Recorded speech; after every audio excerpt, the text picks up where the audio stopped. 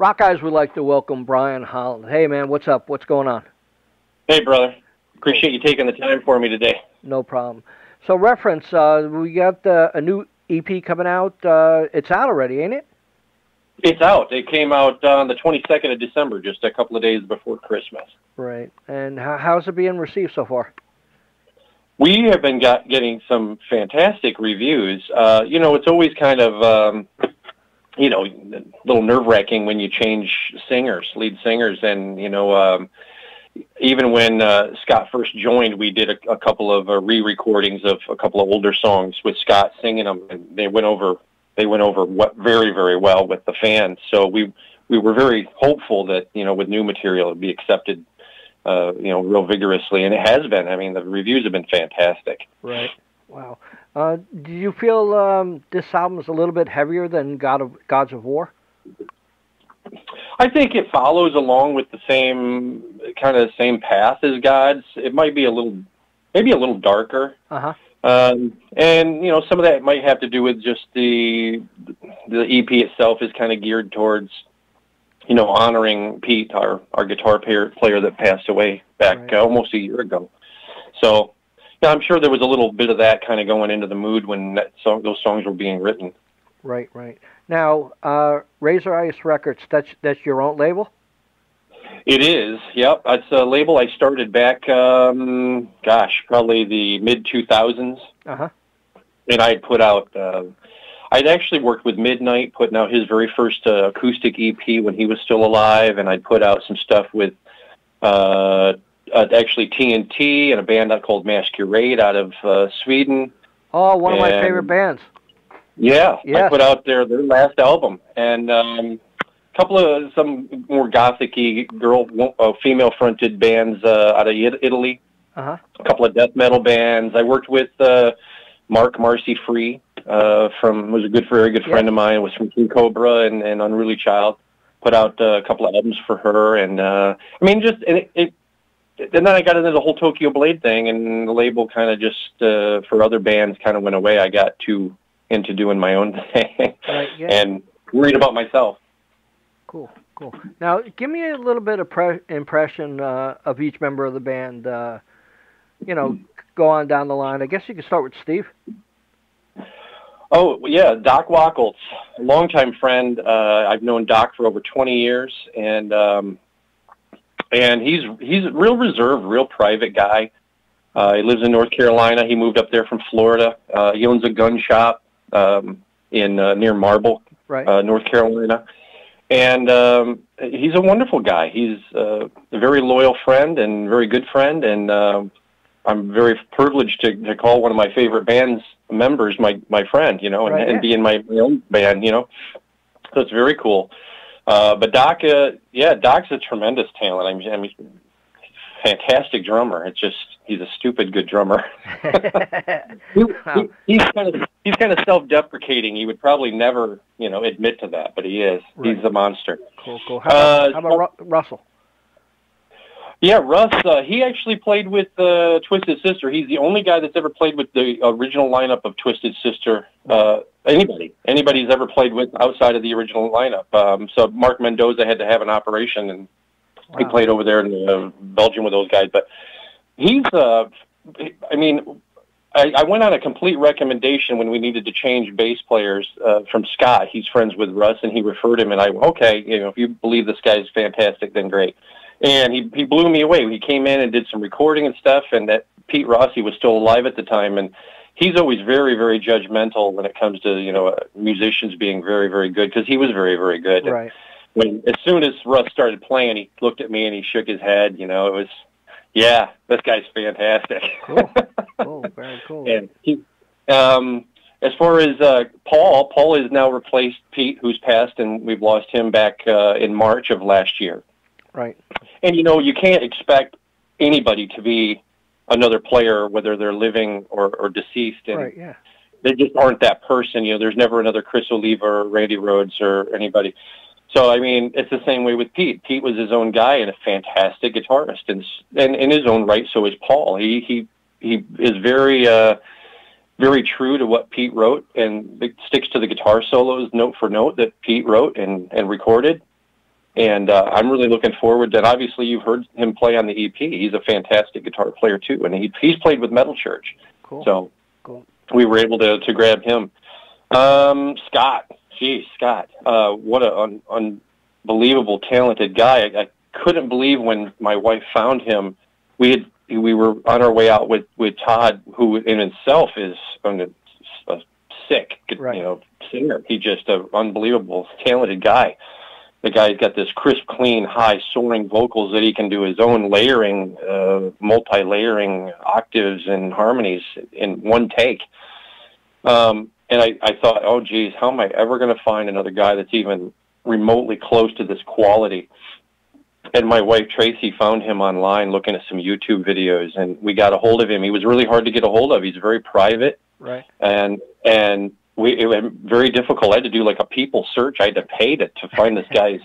Yeah, I mean, seriously. And it still didn't work. I had to go through one of his bandmates. Wow.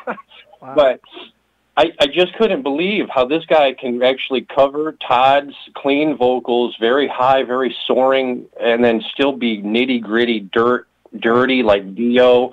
He has this very Dio, very Dickinson kind of voice, very dirty, and he brings a lot of that Venom grit to the material that wasn't there before with Todd, and it's nothing against Todd, it's just not who he was. Right. But it just makes it heavier. It just makes the music heavier. It's just unbelievable. Wow. So really fortunate to have these guys in my band. Yeah. Absolutely. Yeah, I really enjoyed the EP. I thought it was amazing. Really nice, a little change of little power metal and stuff like that. Now, well, you know the music now. It's redundant. So I was very happy with it. And there's eight tracks. Actually, it's almost like a full CD. So, tell me a little bit about the title song. That title song was just kind of an acoustic thing that I was messing around with and thought, I didn't want to throw it away. It was kind of a melancholy, very somber kind of a thing. So I remember playing it. I even played it for Pete and at the time because we were still planning an EP when he was still alive, and I played it for a number of people, and they're like, you got to put that on there. And Todd wasn't always very thrilled with putting on instrumental pieces. Like, I always loved that with Triumph. Triumph would always, Rick Evans would throw some instrumental stuff on there. But I thought, these guys are digging it. I couldn't do it before. I think I'm going to throw it on there. And then I came up with that title, and it just, I didn't really have a title for it. So okay, we'll throw it in there as an intro, and there's a couple of those instrumental kind of pieces on there. Right, yeah. But that's it just starts out as kind of just an album opener. And to be honest, it's kind of a downer kind of album. Right, yeah. Just because of the subject material with, who it's honoring. And that's kind of helps with the healing so we can get past it, Right. Now you have Firelord next. Tell me a little bit about that. Yeah, Firelord is the second song that Scott and I had wrote. Pete is actually on the tapping part.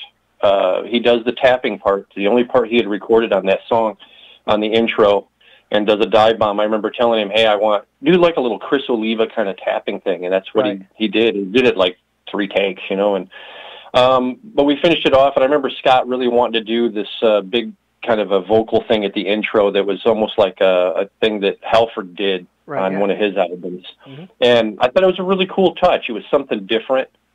And, I think it's very Sabotage-y in some ways, which is one of my favorite bands. So it's kind of a cool thing. So it's, I'm really happy with how it turned out. It turned out nice and heavy, and it's a little up-tempo versus the mid-tempo power metal stuff that's very rampant. Mm-hmm. Yep. Tell me a little bit about Phoenix Rising.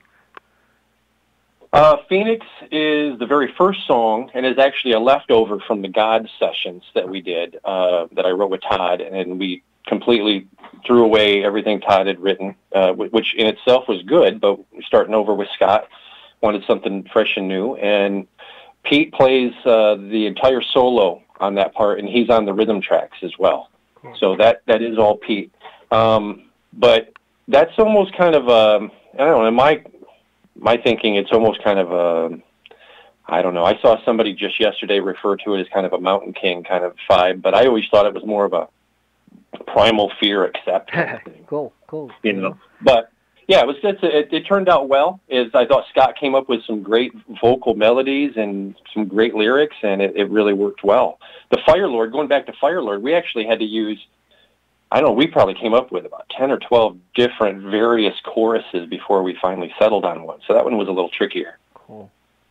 Now, like you're mentioning other bands, I mean, this had, like, Primal Fear and, Sabotage and stuff like that. This really has the same kind of feel as those bands. I guess that was, the final product, all your intentions of just putting out a quality product, right? Yeah, I don't ever purposely put out anything that's right. I don't think is really, really great. But I mean, I guess that's probably the intention of every band or artist, and their level of what is great is different, I guess. But not that I'm some big great writer, but right. From the inception of the band when I first started, it was to make it. I mean, the band in itself is named Reverence. It's right. to revere what we grew up on, and I grew up on old classic Priest, and I grew up on old Accept, and and I love Sabotage and an old classic Queensryche. So I took those bands, and that's the formula for Reverence. Right. And there's the, are we stuck to that? Yes, to some degree, yeah, I suppose. But that's what I love, and that's what the band is all about. And no different than the other bands. They've created their niche, and that you've strayed too far from it, and you lose people who loved it. Right. Now you threw 2 live tracks on air. Tell me a little bit about them too. We've got a live album in the can, and we are mixing those tracks down right now. And Scott said, "Hey, we only had these 3 new songs, and then these couple of instrumentals on there, and why don't we throw a couple of these on there just as kind of bonuses to kind of give people a taste?" And I didn't even think about that, and I thought it was a good idea to kind of give them a taste of the live album, which is coming next. Right. So they came out really well. I thought our longtime producer, Sid Garcia from Site 16 Studios out in Albuquerque, I've worked with him since when I was working with Tokyo Blade, and he's gotten better and better, and the mixes are fantastic. I thought they turned out very well. Yes, they did. Really, really happy with people's reaction to them, and I think they're really going to really like this live album when it's done, because it's going to be right up, that whole quality. Wow. Well, when's the expected date for that? Well, we're actually putting together, by the time this airs, we'll have already signed it, but we're signing with an indie label out of Greece called Roar Records, Rock of Angels. Uh-huh. And they're going to put it out over in Europe for us. And at this point, I don't know the exact date. We ourselves were planning on probably no later than the end of April, but once you start getting in a label, then it could extend it a little bit. Right, yeah. Wow. But I think we'll have the mixing done here within a month, and so we still might be able to target that end of April date. They usually like a little extra time to be able to, put the promo stuff together and really get it out there in front of people. Right, so right. Now, that's the intention. Okay. And what about touring? Touring, we've got, of course, with this new label signing, we've got our booking agent is actually also the promotion guy is Axel Wiesenauer with Rock and Growl. He does both things for us, and he's doing the booking. We had a tour booked last year, and then because of the loss to Pete, we put those aside. We weren't able to recover in time to do anything like that, and it just wasn't even in the mindset. But so we're planning on going over this fall, probably no more than a couple of weeks over to Europe. Probably hitting Western Europe, all through Germany, of course. That's the big hot spot for metal. Always has been. Probably in the whole Benelux, Luxembourg, Belgium, Holland, Italy. Maybe, of course, that was signing with a Greek label. We'd want to get down into Greece, which I played before with Tokyo Blade, and it's fantastic.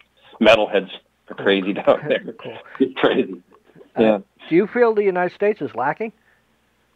Absolutely. Yeah, I think so too. Oh my God!